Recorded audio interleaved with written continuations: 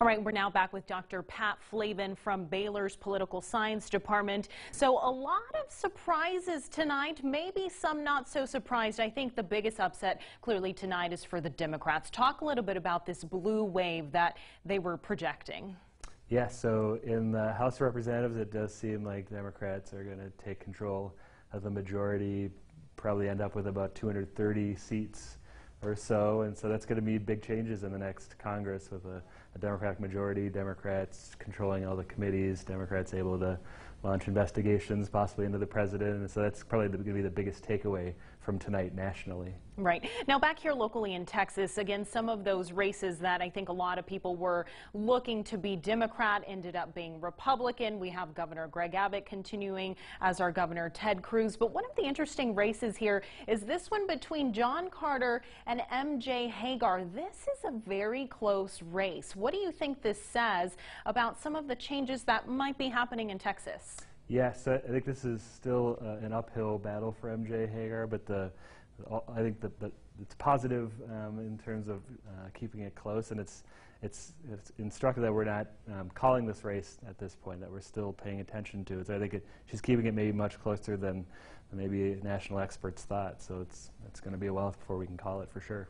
Right. Now, this is also interesting. I did a little bit of research on this race. Now, in the previous two presidential elections, the district results were 10% more Republican than the national average.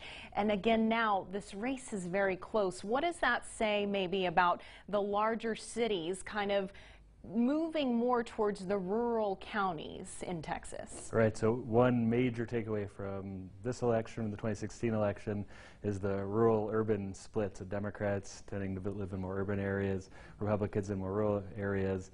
But it seems like this could be an indication that maybe the Democratic hold of urban areas is sort of moving a bit out into the suburbs. And so if MJ Hagar stays within 5 points or possibly even wins this race, I think that that could indicate that things are changing a bit in Texas, and particularly in this district, again, just compared to 2016. Right, and let's take a quick look just at the last one. We had Patricia Chisholm Miller, who, there she is right now, the only Democrat, it seems, that won in McLennan County. Again, talk a little bit about what that says about this rural and urban split. Yeah, so this is really the only projected competitive race in the county, and it looks like Chisholm Miller is just going to win this election. But I think how it played out was kind of instructive of this rural-urban divide.